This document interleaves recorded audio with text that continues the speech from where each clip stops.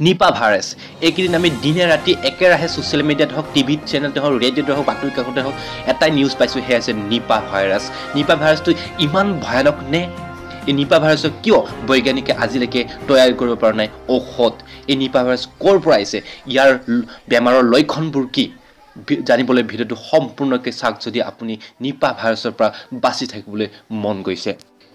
প্ৰথমতে নিপা কি জানো আহক what is Nipah Nipah is a newly emerging zoonosis that causes a severe disease in both animal and humans zoonosis মানে এটা infection যিটো জীৱ জন্তুৰ পৰা মানুহলৈ সংমিশ্ৰণ ট্ৰান্সমিশ্যন হয় সেয়া হৈছে নিপা নিপা এখন গাঁৱৰ নাম থোৱা হৈছে দ্বিতীয়তে নিফাছ ইনফেকশ্যন পোনপ্ৰথমে এই ভাইৰাছটো 1998 চনত মালয়েছিয়াত কাম্পুং চুংগাই নামৰ গাঁওখনত পোৱা গৈছিল এই গাঁওখনতে এটা কুঁৱাত এটা ছাগলী পৰি আছিল আৰু ছাগলীটো উদ্ধাৰ কৰা হৈছিল কিন্তু সেই কুঁৱাটোত সেই গাঁওটোৰে লোক এজনে তাৰ পৰা পানী খাইছিল আৰু পানীটো খোৱাৰ পিছতে সেই ভাইৰাছটো সেই মানুহটোলৈ সংমিশ্ৰণ হয় মানে সোমাই পৰাৰ ফলতে গোটেই মানুহটোৰ পৰা গোটেই গাঁওটোত ভাইৰাছটো বিয়পি পৰে সেই গাঁওটোৰ নাম আছিল নিপা আৰু সেই গাঁওটোৰ নামেৰে এই ভাইৰাছটোৰ নাম থোৱা হৈছে নিপা লাহে লাহে 1990 চনত ছিংগাপুৰলৈ বিয়পি পৰে যাৰ ফলত 105 জনৰ মৃত্যু হয় লাহে লাহে এই বেমাৰটো পৃথিৱীত বিয়পিব ধৰে আৰু 2001 চনত ভাৰতলৈ আহি পৰে লাহে লাহে ভাৰতৰ পৰা ধৰি বাংলাদেশতো গৈ পায় আৰু 2004 চনত বাংলাদেশত বহুতো আক্ৰমণ ঘটে আৰু বহুতৰো মৃত্যু হয় লাহে লাহে 2007 চনতো প্ৰৱেশ কৰে বাংলাদেশত আৰু লাহে লাহে 2015 চনত আৰু এই 18 চনত ভাৰতলৈ প্ৰৱেশ কৰে এই নিপাছ ভাইৰাছটো কিন্তু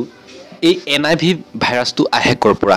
মালয়েছিয়াত নিপা নামৰ গাঁওখনত বাদলিৰে ভৰপূৰ তাত বহুত বাদলি পোৱা যায় বাদলিবোৰ আধা খোৱা ফলবোৰ মাটিত পৰি থাকে তাৰে এটা ছাগলীয়ে এই ফলবোৰ খাইছিলে যাৰ ফলত এই ভাইৰাছটো ছাগলীলৈ বিয়পি পৰে ছাগলীটো যাৰ ফলত থাকিব নোৱাৰি কুঁৱাত পৰেগৈ কুঁৱাৰ পৰা মানুহবিলাকে উদ্ধাৰ কৰে যি এই কুঁৱাতে ভাইৰাছটো থাকি যায় তাৰে গাঁৱৰ মানুহ যায় কুঁৱাটোৰ পৰা পানী খাইছিল যাৰ ফলত মানুহটোলৈ বিয়পি পৰে ভাইৰাছটো আৰু মানুহটোলৈ বিয়পি পৰাত গোটেই মানুহটোৰ পৰা গোটেই গাঁওখনলৈ বিয়পি পৰিছিলে যাৰ ফলত সেই গাঁওটোৰ নামেই দিয়া হৈছে নিপা আৰু এই